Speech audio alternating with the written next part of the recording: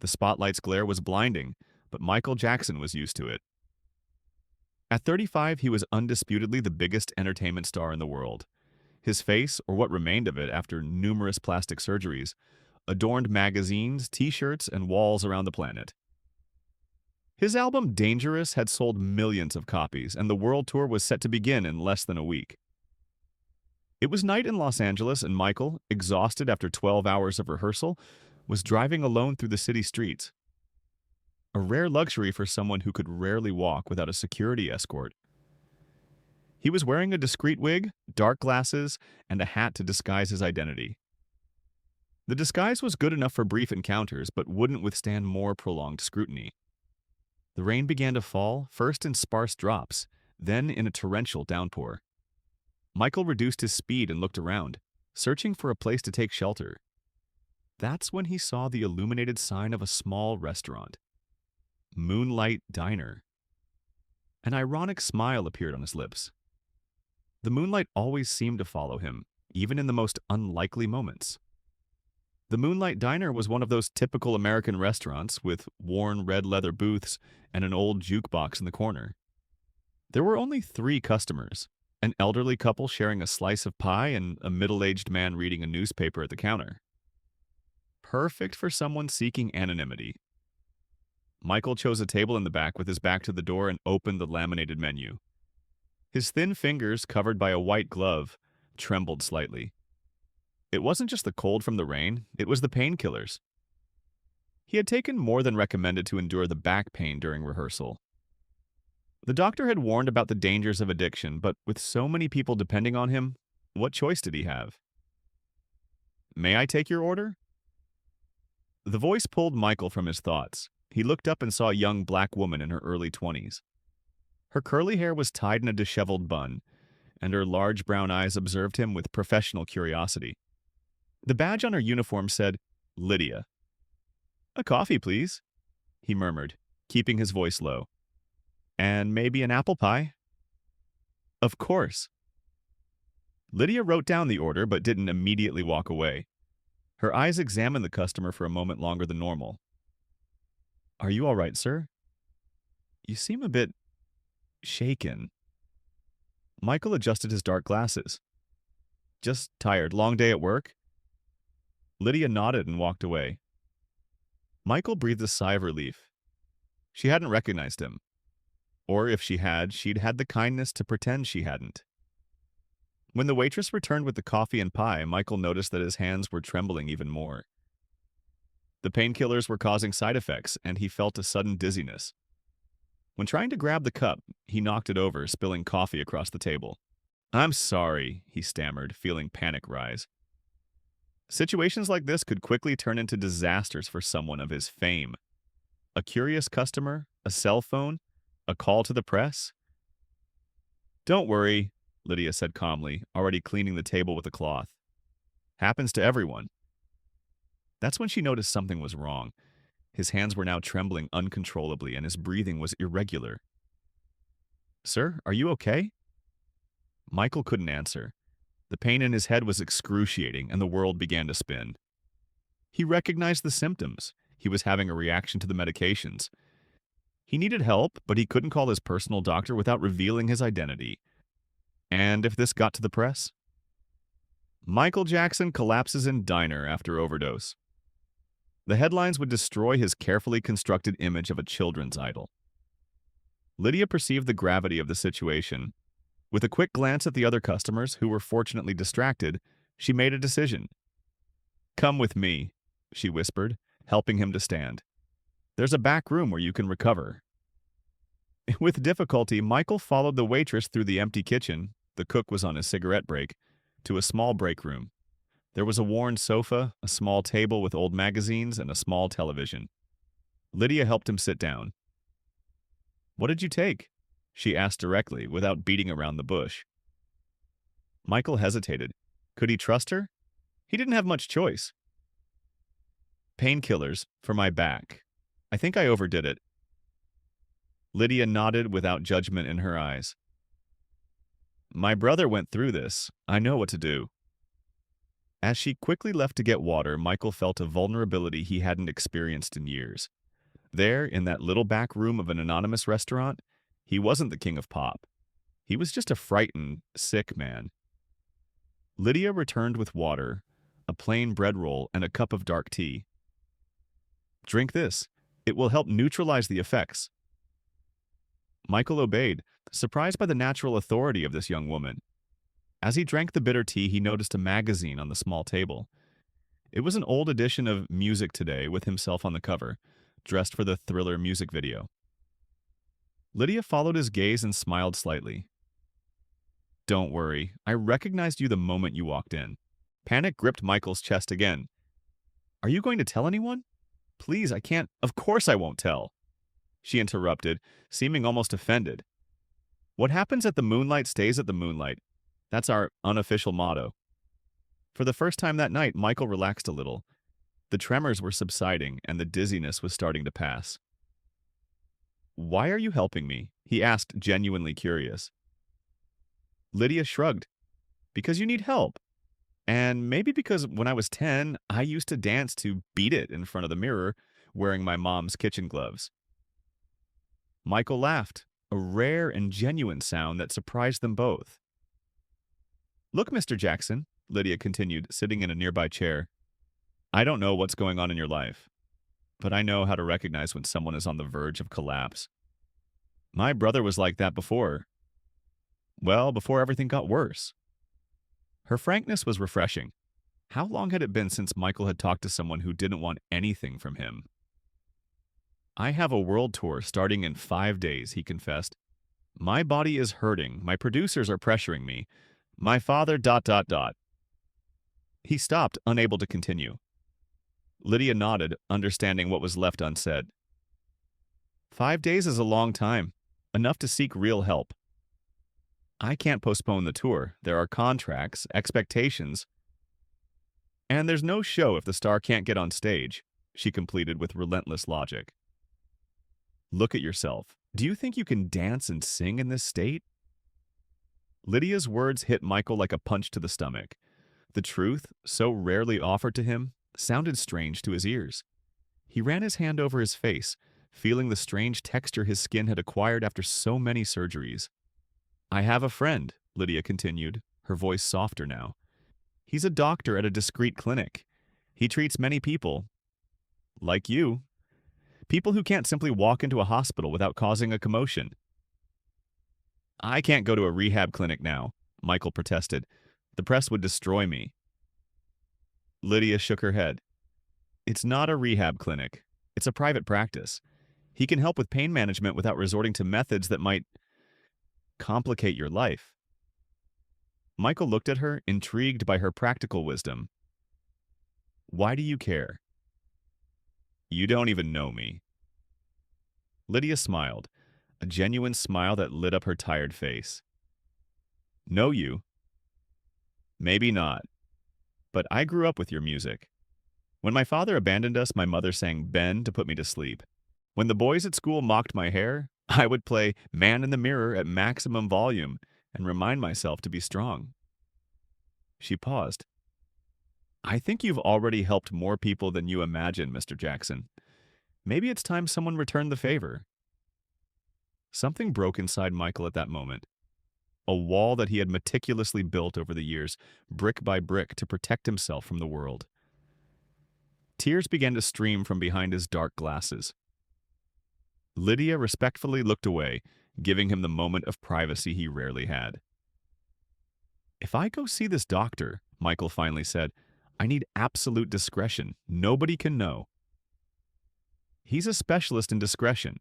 Treats celebrities all the time without anyone knowing. Panic gripped Michael's chest again. Are you going to tell anyone? Please, I can't. Of course I won't tell. She interrupted, seeming almost offended. What happens at the moonlight stays at the moonlight. That's our unofficial motto. For the first time that night, Michael relaxed a little. The tremors were subsiding and the dizziness was starting to pass. Why are you helping me? He asked, genuinely curious. Lydia shrugged. Because you need help. And maybe because when I was 10, I used to dance to Beat It in front of the mirror, wearing my mom's kitchen gloves. Michael laughed, a rare and genuine sound that surprised them both. Look, Mr. Jackson, Lydia continued, sitting in a nearby chair. I don't know what's going on in your life, but I know how to recognize when someone is on the verge of collapse. My brother was like that before. Well, before everything got worse. Her frankness was refreshing. How long had it been since Michael had talked to someone who didn't want anything from him? I have a world tour starting in 5 days, he confessed. My body is hurting. My producers are pressuring me. My father ... He stopped, unable to continue. Lydia nodded, understanding what was left unsaid. 5 days is a long time, enough to seek real help. I can't postpone the tour. There are contracts, expectations, and there's no show if the star can't get on stage, she completed with relentless logic. Look at yourself. Do you think you can dance and sing in this state? Lydia's words hit Michael like a punch to the stomach. The truth, so rarely offered to him, sounded strange to his ears. He ran his hand over his face, feeling the strange texture his skin had acquired after so many surgeries. I have a friend, Lydia continued, her voice softer now. He's a doctor at a discreet clinic. He treats many people, like you, people who can't simply walk into a hospital without causing a commotion. I can't go to a rehab clinic now, Michael protested. The press would destroy me. Lydia shook her head. It's not a rehab clinic. It's a private practice. He can help with pain management without resorting to methods that might complicate your life. Michael looked at her, intrigued by her practical wisdom. Why do you care? You don't even know me. Lydia smiled, a genuine smile that lit up her tired face. Know you? Maybe not. But I grew up with your music. When my father abandoned us, my mother sang Ben to put me to sleep. And how long would it take? The treatment? I can't disappear for weeks. That depends on what he finds, but he can start today if you want. Michael looked at the clock. It was almost 10 at night. Would he see me at this hour? For Michael Jackson, Lydia smiled. I think he'd make an exception. An hour later, Michael's unmistakable Bentley parked behind an elegant Victorian house in Beverly Hills, converted into a medical office. Lydia had called ahead, and Dr. Samuel Winters was waiting at the back door. The doctor was a 60-year-old man, with graying hair and keen blue eyes that seemed to see through masks and disguises. He showed no surprise at seeing Michael Jackson at his door, just a slight nod of professional recognition. Mr. Jackson, please come in. Lydia explained the situation to me. Michael looked at the waitress, who had insisted on accompanying him. Thank you for doing this. Don't thank me yet, she replied with a smile. Save it for when you're on stage without feeling pain. Dr. Winter's office was elegant and discreet. There were no receptionists or other patients at that hour, just the doctor, Lydia, and Michael. After a thorough examination and a long conversation about Michael's medical history, Dr. Winters sat across from him with a serious expression. Mr. Jackson, I'll be direct. Your body is under immense pressure. The injuries to your back are serious, and the prolonged use of painkillers is affecting your liver and kidneys. Michael nodded, already expecting bad news. However, the doctor continued, I believe we can implement a treatment plan that will allow you to complete your tour without compromising your long-term health. How? Michael asked, a thread of hope in his voice. A combination of alternative therapies, acupuncture, specialized physiotherapy, along with non-opioid medications for pain. I also strongly recommend adjustments to the choreography to reduce the impact on your back. Change the choreography? Michael frowned. The dances are an integral part of the show. And your health is an integral part of your career, Lydia intervened, surprising herself with her boldness. Sorry, I shouldn't have intruded. But Michael was considering her words. No, you're right. What's the point of perfect dancing if I can't complete the tour? Dr. Winters nodded, approving. We can start treatment immediately. With your permission, I'd like to call a physiotherapy specialist who works with Bolshoi dancers. He can help adapt your movements to minimize the impact on the injured areas. Michael looked at Lydia, seeking silent confirmation. She nodded encouragingly. Let's do this, he decided. The next 4 days were intense. Between sessions with Dr. Winters, secret meetings with the Russian physiotherapist, and modified rehearsals, Michael barely had time to breathe. But surprisingly, his body was responding well. The pain, though still present, was controlled without the use of substances that clouded his mind. Each night after her shift at the Moonlight Diner, Lydia would stop by Dr. Winter's office to check on Michael's progress. She had become a sort of anchor for him, a face without hidden agendas, with no expectations beyond seeing him improve. On the eve of his departure for the tour, Michael invited Lydia to watch the final rehearsal. It was the first time she saw him in his element, not as a patient or a celebrity in crisis, but as the artist who had inspired generations. In the huge rehearsal warehouse with only his dancers, musicians, and Lydia in the improvised audience, Michael Jackson transformed. Even with the adapted choreographies, his presence was magnetic, his voice powerful, his movements precise and hypnotic. When the last note of Billie Jean echoed through the space, Lydia was on her feet, silent tears streaming down her face. Michael walked over to her, still breathing heavily from the effort. "What did you think?" he asked with an almost childlike vulnerability. "I think the world isn't ready for what it's about to see," she answered honestly. "It was transcendental." Michael smiled, a genuine smile he rarely showed in public. "You know you saved my career, don't you?" Lydia shook her head. "No, I just helped you save yourself." The next day, at the private airport where Michael's jet was waiting, Lydia appeared to say goodbye. She was wearing her waitress uniform. She had only managed to get a 1-hour break before returning to work. "I have something for you," Michael said, handing her an envelope. Lydia opened it and found plane tickets for all the cities on the North American tour, along with VIP passes for the shows. "I can't accept this," she protested. "I have work, responsibilities." "There's a second envelope," Michael interrupted gently. "Open it." Inside the second envelope was a check with an amount that made Lydia's eyes widen. "What is this?" "Your salary as my personal health consultant during the tour," Michael explained. "Dr. Winters has agreed to supervise my treatment remotely, but I need someone who understands what I'm going through, someone I trust to ensure I don't return to old habits." "But the restaurant, I've already spoken with your boss. He understands that opportunities like this don't come around every day." Lydia was speechless. Her entire life was about to change because of a rainy night and a decision to help a stranger in trouble. "Why me?" she finally managed to ask. Michael looked beyond her, to the Los Angeles horizon. "Because you saw me as a human being, not as Michael Jackson. Because you told me the truth when everyone around me only says what they think I want to hear, and because—" He smiled. "You did beat it with kitchen gloves." 3 months later, during a show in London, Michael Jackson dedicated Man in the Mirror to "a friend who reminded me who I really am."